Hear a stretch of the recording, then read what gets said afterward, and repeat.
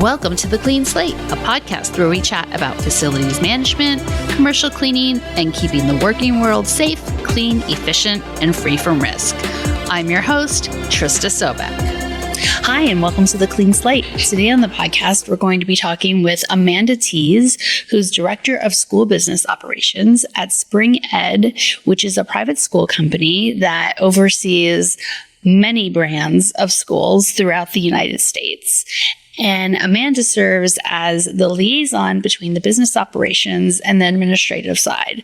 So she has a lot of hats that she wears and a lot of items that she has to keep her eye on. One of them being facility management and what that looks like. So enjoy our conversation with Amanda Tees. Welcome, Amanda. This is Amanda Tees we have with us today on The Clean Slate. She is Director of School Business Operations with Spring Ed, which is a large education company organization that has many different schools under its umbrella. And to that end, Amanda wears many different hats and juggles many different bowls or plates and kids in her school. So she oversees the entire business operation, including helping make choices when it comes to facility management. So we're going to talk to her and find a little bit about what it takes to be head of the operations for some schools and what kind of facility management goes into that. Welcome, and thank you so much for your time, Amanda. It's a pleasure. So can you tell us, what was the first thing you did today when you sat down at work? We are working on our capital expenditures budgets for next year. The fiscal year is coming up very, very soon. And so one of the things that I do is I put together sort of our budget requests by division for how we would like to see our capital expenditure funds spent. So I'm given a budget, and then we have to sort of figure out how to parse that out to schools and figure out what we can get done versus what we can't get done. What's the most important? What's the most pressing? What was the first fun thing you did today? Honestly, I kind of like that. It's all tied up in a spreadsheet that I've been building for 3 years.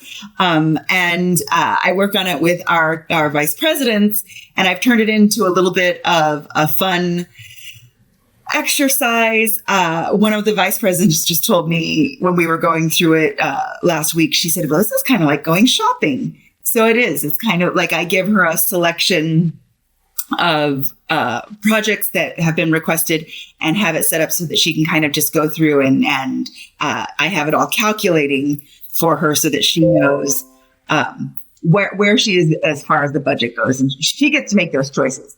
Right. So you had to make it. No choice. You got a chance to make it fun and interesting. I did. Yes, no, and then see exactly how much she's spending along the line. That's right. Okay, that is fun. I can see that. It is kind of fun.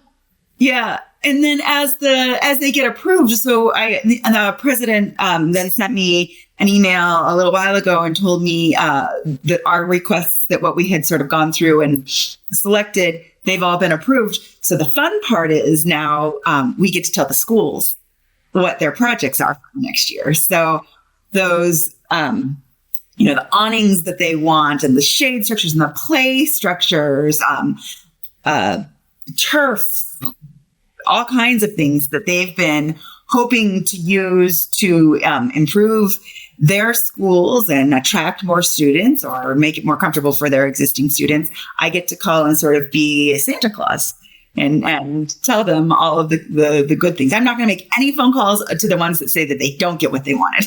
I'm only going to call the ones that are getting things. So, but it's good. It's a lot of sort of shuffling through and trying to make sure we find balance. That's exciting. So what can you walk myself and our listeners through a little bit about what you do? Because I know there are many, many schools under your umbrella, Spring Ed as the parent company.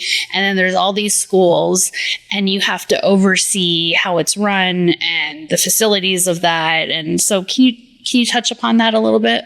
Sure. So I'm working up at our home office level, and essentially what I do is I kind of work as a liaison, a go-between between sort of our business people, our business offices, if it's facilities or accounting, legal, all of those different home office teams, and then our schools.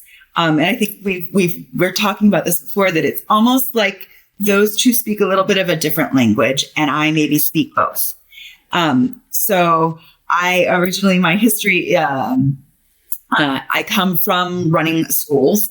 I started at the bottom. I started as the front office lady and worked all the way up through every job I could have administratively. I did teach art. I taught art for years, and then administratively, I worked as a front office lady, as the head of school's assistant, as a school director, a program director. And then I opened a school in Thailand with my wife, one of our schools. And we had 3 years over there where we got to learn everything on our own because we were off by ourselves. Like, here's a school, open it. And by the way, it's in Thailand, so learn some Thai while you're at it. You have no idea what you're doing. Exactly. And then came back here, and she came back to be head of school at one of our new schools that we were opening, and I moved up to our home office level. So what's nice is I remember what it's like to be in a school. So it's beneficial when somebody maybe from accounts payable says, I need all of the heads of schools to put together these reports and have it to me by tomorrow. I can be the person that says, you know what? It's actually report card season, and the heads of schools are generating report cards, or they're having assemblies, or you know what? That's just not a realistic thing to ask for them. Or vice versa. I can go to the schools and say, hey, you guys, I need you to get this information. They can't pay the bills unless you're taking care of this information. And it's a nice line that I walk, where I can sort of walk between the two and coordinate. And for me, a big part of what I was asked to do was to create systems. So a lot like the capital expenditure system, I'm creating a process or a system that sort of smooths things and helps this go more smoothly, because we're expanding. We're getting bigger all the time. And so we need it where it's not quite so reliant on one person, and making systems that allow the schools to run smoothly and communicate smoothly. That's super exciting. And what an amazing opportunity that you kind of held all the positions within the school. So you know all those answers like right off the bat, because it's part of what you've done. Well, I've learned a lot. I'm learning a lot all the time. I think that that's one of the things about this job is I think you have to have the personality type. When you come up against something that you don't know, you have to be able to say, like, I don't know, but I want to know, and I want to figure this out so that I know the next time. Right. Yeah, and I think it's hard to remember, or we all need to remember that there are systems in place to get things done. And when you are in a position that you're in, or even a facilities director or manager at a location or at a school, there are systems that you need to constantly learn and make up new ones too all the time. And they change. Yes, they change, especially with a growing company.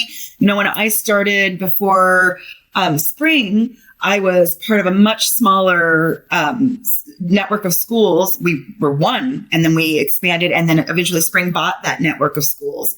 And we were making it up as we went along, but we would try out a system. And it honestly was a strength.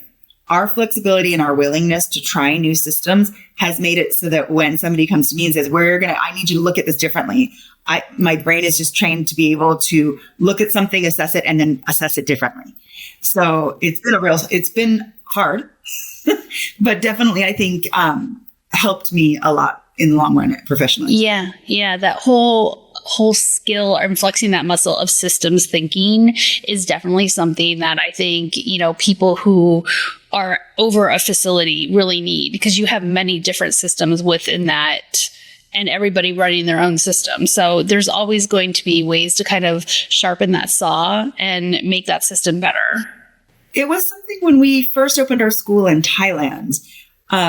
It was a small school when we opened. We only had 100 and something students, but the capacity for the school was 1,600. And so when I was designing sort of a process or trying to create a good habit, I would say, like, I understand, for instance, I understand that you can personally call every parent right now. We only have 116 students. But when we have 1,000 students, you won't be able to. So we need to create and build a system that speaks to that, so that I understand that I'm setting this school up for its future and making sure that it's effective in the future. Right. And so you're setting it up for the future and for future success, right? Absolutely. Not just and I think oftentimes the mark of your own success as an administrator is knowing that if you were to not be there that day, it would run smoothly without you. And you can be happy with that. Absolutely. Yeah. If everything relies on you, you're not doing it quite right. What are all the schools that are under your umbrella that you have? So under mine right now, I've actually moved over so that I am working specifically just with Stratford schools. So now I am managing the Stratford schools. But we are networked within our division. We also have some Maryhill schools, Chesterbrook schools. We have a Latois, Evergreen, and Brighton are here up in Washington State, where I live.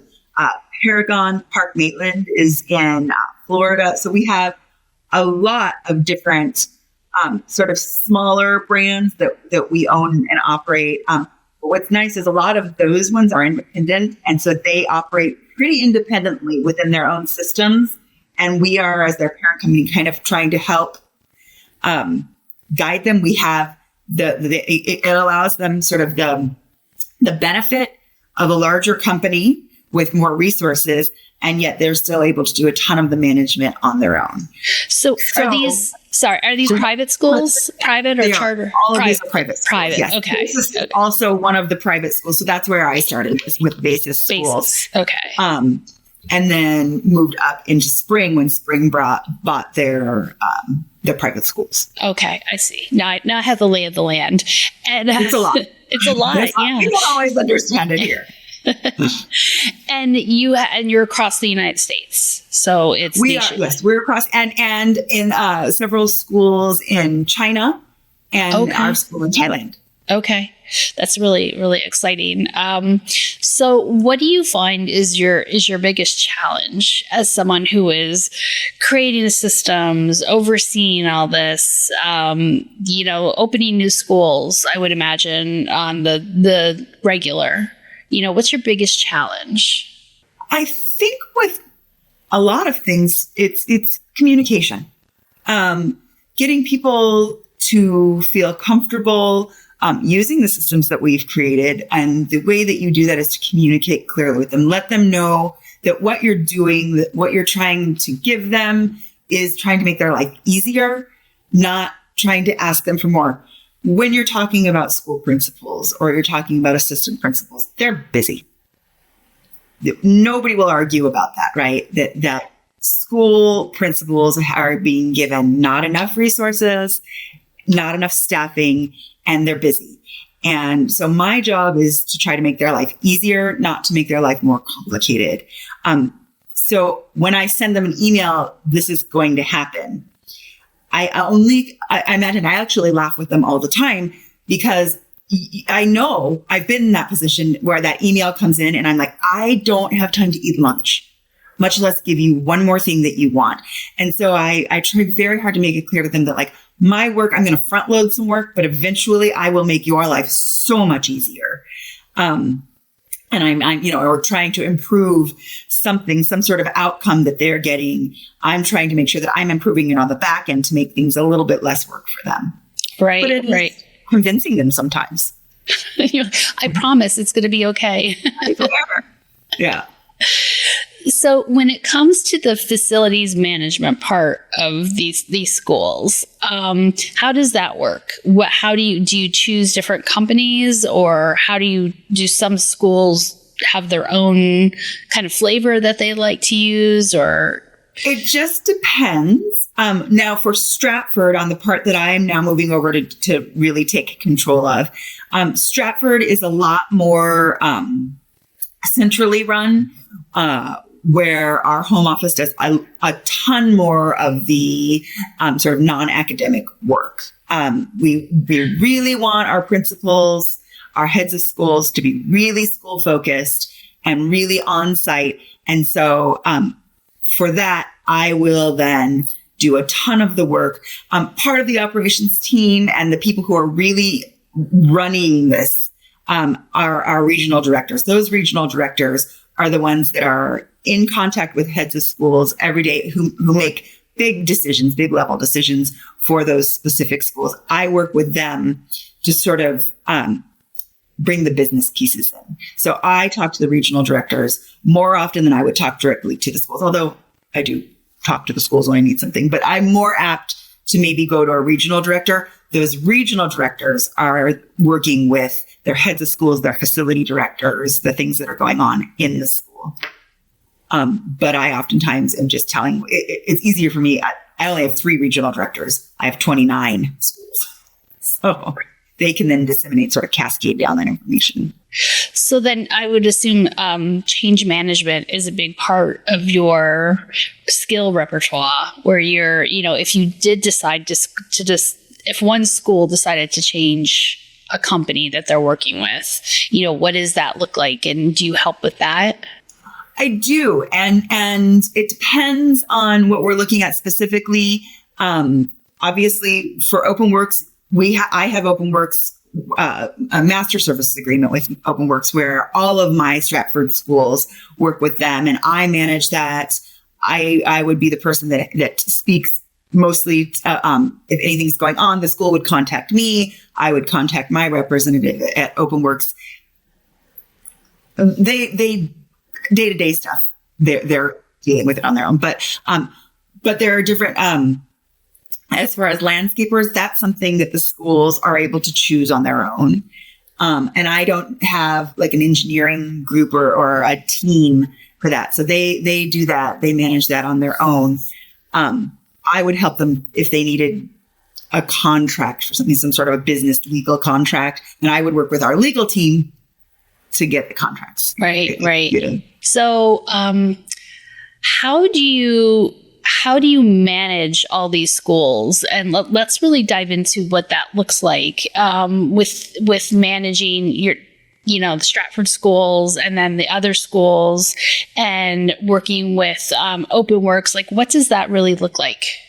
So I wish we could do this with all of our departments, quite frankly. I wish that we did, because I think it does take quite a bit of responsibility and time away from the school leaders having to do it. Having it centralized, having me have Dan and Jacqueline, that's fantastic. It allows me to, here's an example. I am getting ready to have a quarterly business review with OpenWorks about our janitorial service. And that's something I put together, a survey. I send it out to my schools. They let me know what's going on. It's a super easy thing for them to do. They also know that if they have something, they can just shoot me an email, and I'm taking a ton of time away from them. I can tell you when I was running the school, I didn't have that. So I was constantly trying to deal with, when is the janitor here? What are the hours look like? Am I under budget? Am I over budget? Do I need more school supplies? What's going on? Am I displeased? If I'm displeased, who do I contact, and what are my options? And I don't have school leaders that are having to spend their time doing that. I will tell you, they do meet for half an hour once a month with Chris. But that's something that is actually making their life easier as well. So, and Chris is the regional. He's your regional now. I think Chris Fernandez. It changed. Okay. He's your regional performance manager. He took it upon himself to make an offer that he'd offer a half an hour for every one of my schools where he meets with them on a Zoom call every month. And it was great. He developed 6 questions. And I would have told him that wasn't necessary, except it's great because he gets on this phone call with the school leader. And if you ask the school principal, how's everything going? Is anything wrong? 99% of the time that school principal is going to say like, no, everything's fine. Thank you so much. And they're hoping to get to the next thing. Unless there's a major problem and they have a gripe, and then they will have a book for you of the things that have gone wrong. But in general, they're not thinking about that. So he has these questions that he asks, and they're really fantastic because they focus. Are your bathrooms cleaned? And then you know what? Actually, let me tell you. Are your sinks clean? Are your bathrooms clean? Are your supplies refilled and being properly managed? And he just has this great list of, I think it's 5 or 7 questions. And then at the end, anything else that I need to know? Is there anything else you want to talk about? And so they can move through their conversation as quickly as they want. They can spend time on it. I've never heard him cut anybody off. He's incredibly flexible. It's great. It was absolutely his idea. He does it. And it is one of the things that has improved the relationship between the schools and their cleaners the most. So, and that's not me. I can sit on that meeting if I want to. I'm invited to all of the meetings, and I will go to a meeting if Chris asks me if he says he's having a hard time with a school or there's a problem and he'd like me to sit in on it, or if the school calls me and says, hey, I'm super frustrated, there's this thing I want to talk about, and then I could sit in and kind of give everybody ideas about how we can come to a solution. But very rarely do I need to do that. We got this set up and rolling. I sat on the first few months, and now they handle it, but it's great. Yeah, I love that idea because you're right. When you ask, even if you ask somebody like, how are you doing? I'm fine. You have to ask the questions of how was this? How was this? How was, and get people thinking, because oftentimes, especially with janitorial and commercial cleaning, a company doesn't know that there's issues until it's too late. And the customer has already decided, oh, well, I'm so unhappy, I'm moving on. But you have to stay up to date every single day. Like, let's think about your bathrooms. Like, no one's really thinking about bathrooms, but you have to get somebody in the mind frame to think about what's been done. That's right. And I'm dealing with things up at my level, like, a school called and said they're just their bathrooms are a mess. It's not the janitor's fault. It's during the school day when you have 1,000 kids in and out of a bathroom, you need a day porter. And so they call me, and then I'm the one that can go up and call Dan and get a proposal, go to my vice president and say, oh, please, can we have the funding for this? And so I can deal with that. And I just get to, again, call the school and say, guess what? I got you a day porter. I got you somebody to come in and take care of it. That's right. And Dan, just to clarify, Dan and Jackie are your sales consultants.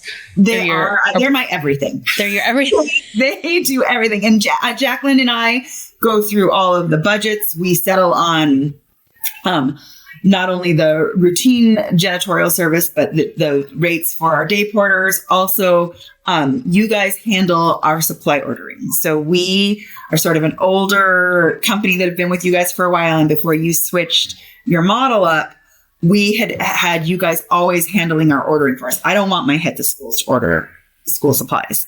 They won't know how to do it. Some of them will be great. Some of them will not order and they'll end up with no toilet paper. And some of them will stockpile and go so far over budget that I can't sustain it. And so when you guys switched models, I don't even remember who it was that came to me. I think Michael Reef came to me and said, you're not going to like this. We're switching. I'll make sure that we can stay with your model. It was so great. You guys bent over backwards. So now your on-site managers manage our supply orders. Our schools have no idea that anything changed. The supplies show up. They're there. Our schools have no idea where it comes from. They just are there. And that's exactly what I needed to be. And that's exactly what we need too. From our standpoint too, it's like, we just want it to show up for you. It should be kind of invisible because you don't need to be dealing with the headache of ordering, soap and trash can liners. And that's a whole, process system, if you will, in itself. So, it should just show up and be there. And we aim for that in healthcare as well. Anything where you're dealing with a high touch people arena, you really want it to just be seamless. And that was really important to us. So I would rather deal with that up at my level and then not have my schools be distracted by it. Right. Exactly.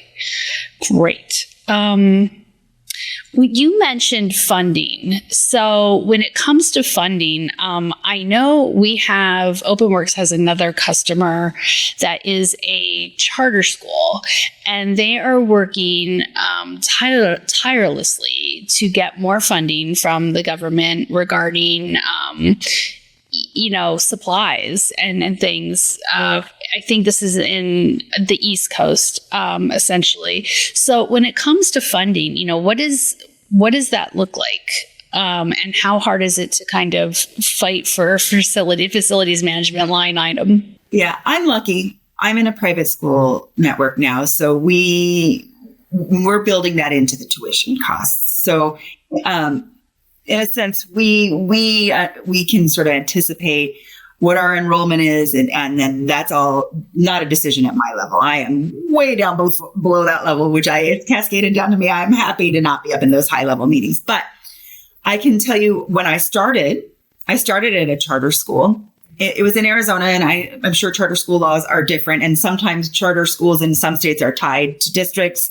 But in Arizona, one of the things that made a charter school so challenging is that they are not given facilities budgets. So, and I think that's not an uncommon thing for charter schools. And so they really are having to operate on these shoestring budgets. It is awful. It was when we were in charter, we would laugh and say that as a school principal, when you go to hire somebody, you say, who in admin's the janitor? Now, we have janitors. We have you guys that come in every night. But if you ask a school principal in a charter school who the janitor during the day is, everybody raises their hand because they don't have the budgets oftentimes to sustain day porters and those sorts of things. So you've got your principals that are in there trying to take care of this. Hopefully they worked with you guys and they figured out how to get a day porter in there, because it changed my life. In the charter school, when we finally got a day porter on our campus, it made everything different. I was no longer in there mopping up classrooms, and I've done it many, many times. Yeah, that's super interesting. When I heard about that issue that was going on, I was like, that's really something that I think needs to be called out, and it's an interesting talking point. So I thought I'd bring it up with you and to see what you thought, because I know you've been up and down and back and forth through education. Yeah, I think you have people with their EDD. You have, that should be thinking about educational pedagogy, right? They should be figuring out the way to teach your children. But they are oftentimes not able to get to that because they are breaking up fights, and they are figuring out what lockers they need, and they are mopping up, a classroom when a child got sick and threw up, and they don't have day porters. And they're also being children's emotional counselors. They're college counselors. And making sure that they're replying to parents in a timely manner. So it's a heck of a job. Yeah. That's really interesting because I'm a parent. So as a parent, I don't think that these are questions that you think to ask. I live in Arizona, and you do have school choice. So it's like you don't have to go to your neighborhood school. But, you got the public, you got the charter, you got the private. And I don't think anyone's really as a parent, you're not thinking, well, if I choose over here, their school's going to be clean all the time. It just looks the way it looks, and you kind of take that for granted. So I just think that that's such an interesting thing to think about as a parent or as somebody who lives in that community. Like, is the school getting cleaned, and how is it getting cleaned, and what does that look like? That's right. If they don't have the funding for it, do you want your teachers staying after school to clean their classrooms, or do you want them to go home and grade your child's paper? Do you want them to email you because they're tired? Yeah, exactly. Teaching's hard. And I think to add another, tasks like, some of the kind of more gnarlier tasks, kids get sick, is kind of untenable. So, yeah. It is. Yeah. I mean, I one of the things that I think I've learned, and it's something people kind of laugh now when I say it, but remember, as teachers, as administrators, we're dealing with somebody's kid all the time. And what are human beings in general the most irrational about? Their children. So you are always going to be engaging when you're engaging with a parent and there's something going on. It is always an emotional interaction. So it's really something that I think you learn the longer you're an administrator, to try really hard to be thoughtful and sympathetic to that, but also try really hard to work with them in a way where you're taking a lot of emotion out of it, because they come in, they're not coming in and sometimes they come in just to say hello and thank you. But most of the time when they're coming in to talk to your school principal, they're not coming in just to say, hey, great job. They're coming in because they have a problem. And it's why, I originally, before I was ever a teacher, I was a police officer, and people they think like, whoa, what a gigantic jump. Like, what a crazy different thing. It's actually really not, because oftentimes as a police officer, nobody calls a police officer to just go and say hello because they're having a great day. They call you because they have an issue they need solved. When they're coming to the school because they have an issue they need solved. So that is we're really just problem solvers. We're just solving different problems, hopefully in the school, maybe a little more proactively. Right. And in both instances of what you've done in the past with school and police, you got a lot of emotionally charged, issues going on there. So very much so. And you just really have to learn, as the person who's sort of controlling the situation, to just try to really take your emotional state away from it. Right. That's fascinating. What, how did you decide to become a police officer? I'm just interested in first of all. Yeah. I was really young, and I had two little girls, and at that point they were really in Arizona. It was in a growing community, and they were looking for police officers, and they kind of had this interesting app. It was like, can you run this fast? Yeah. Can you, climb this high? Yeah. And then do you like constitutional law? And I was like, oh, yeah. And so I responded and took a test and figured out that I was like really well qualified and really well suited to it. So it was something that I think you have to be a little bit nosy and curious, and you have to ultimately, really, in all honesty, you have to be a problem solver. So you have to not mind being the person who everyone is coming to and saying, hey, here's my problem, help me find a way to solve it. Very quickly. And usually time is of the essence. Yeah. Yeah. You have to respond well to high intensity situations. Yeah. That's so interesting. You're such a servant of the people, with both, jobs or positions that you've had. So I think that's really fascinating. Yeah. And ultimately, when you really do think about it, not all that different. Yeah. Just being in the school is a lot more pleasant most of the time. One would hope, yes, right? Right. Yeah. Can you think of anything else high level that we should touch on as far as what you do and what you do for the schools? Honestly, talking about the budgeting, that's a big one. The capital expenditures is a lot of where I spend my time. I do also work with their making sure that people who are not paying their tuition are making sure the schools are contacting people who are not paying their bills. So it was funny. I was just at a training last week, and I had two things to present. One, a reminder about the process for contacting these families and communicating with me, but then also one about their budgets for next year and things that I would be purchasing. So I got up and I said, look, I'm going to talk to you about the things I'm going to purchase for you next year first. I'm going to give you the fun part. And I was like, but then after that, we're going to talk about what you're going to give to me. Parents are calling these parents. And that's the unfun part. That is not the fun part. That's right. But ultimately, in a private school, we have to remember, and this is hard for educators, because educators in the ones in the school, the principals, their passion is educating students, not making money.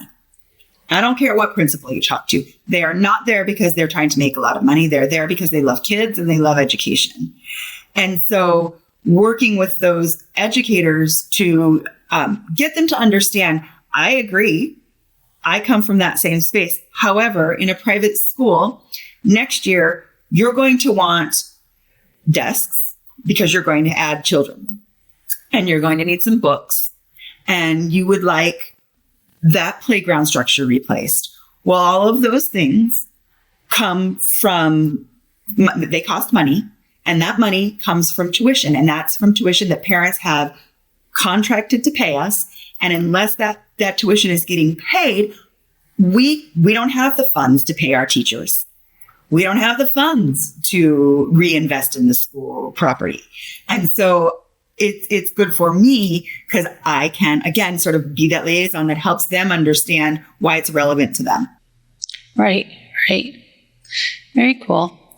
All right. Well, do you have anything else to add as far as what you do, being a police officer, being I'm fascinated. But honestly, I was really good at that part. I couldn't shoot a gun to save my life, and I didn't want to, really. Yeah, and you take it out. You're supposed to shoot it, right? I mean, well, yeah. No, you don't just take it out. Yeah. I didn't really like that, and I had two little girls, and it wasn't gnarly. When I realized that really conflict resolution could be done in a far less aggressive way, that's when educating became a better option. Thing. Yeah. I do have one other question. So with all the schools and the sites and the facilities that you have under your umbrella, and I know you just have the one Stratford, right, and Basis, but does OpenWorks help you at all kind of see all those high level and how those buildings are operating? We talked about a little bit about with the products and the chemicals that we provide, but is there another way that you're able to see kind of how all the buildings are doing? Honestly, for me, I'm working more at the contractual. So what I'm doing is I'm working up at the level where I'm looking at square footage and numbers. But what it does do is I'm the one person that hears everybody's sort of opinion. So in that sense, I get a much larger view of how OpenWorks is doing as a network. So if you have one cleaner who maybe isn't doing such a great job, and that school is telling me, we're super frustrated, I can say, well, hold on. Let me get a hold of Chris. Maybe they can switch the team out. And it's not OpenWorks as a company. It may be that team isn't doing well. But when I'm able to look at, 30 different surveys and know that not, most of them are very, very happy, that tells me that could be an isolated incident. So in that sense, that it really is beneficial to be able to have sort of me sitting up here looking at the bigger picture. Yeah. And I think most models are a little bit different. You're in education and every business is different, but that's something that we really aim to do is give, people at, your level and higher kind of this vision of here's what's happening across all the portfolio, your entire portfolio of sites. So you can see, through surveys and through conversations, what's going on and what needs a little bit more attention. So you don't have to think about it and you can work on what you're supposed to be working on. That's right. And I think the nice thing about OpenWorks is you guys, not unlike Spring, have the benefit of being a larger company with a lot of resources, and yet still really hold that very personalized feeling. Like when I'm talking to you and I'm talking about the people that I work with, it's a first name basis. And those are people that I am texting with, and if I send a text to Dan or Jacqueline or Mike on the weekend and said, I have a school, it's flooding, I need help, I would be confident that they would answer me and say, I'm getting a hold of so-and-so and we'll get them in there. And not only that, but I know my schools could on from the other side, they could get a hold of their on-site manager and have it dealt with as well. So it is nice. I do really appreciate being able to feel like I have very personalized service, but you guys still have the resources that if I want a whole new team installed at a school, you guys have, the resources to do that. That's right. Yeah. And I think that's important, when time is of the essence, you don't have, time to just sit around and wait for signatures, right? You just got to pivot and fix it. That's right. And, at a school, it can't wait for a week. Yeah. Right. Awesome. Well, I think those are all the questions I have. I can't think of anything else. That was rather painless. It was painless. We thank Amanda for her time talking to us about facility management and overseeing what it's like to work in a school and be the kind of liaison between operations and administration when it comes to private school. We also talked a bit about budgeting and line items and how important it is that your school does have that facility management line item. As charter schools don't necessarily have that all the time, so they got to make sure they have that. So we talked about some tips on finding out how to make sure your charter school has that, and also what it's like to run a big education enterprise. So thanks so much for listening to Amanda. Please like or subscribe to the Clean Slate podcast, and we'll talk to you later. Enjoying the podcast? Leave a review. To otherwise support our podcast, please share and follow us on your favorite streaming platform. You can also visit our website to find show notes and more info on each episode at www.openworksweb.com/podcast. Want to be a guest on an upcoming podcast? Check out the information in the description to apply. We'll see you next time, and remember, keep it clean.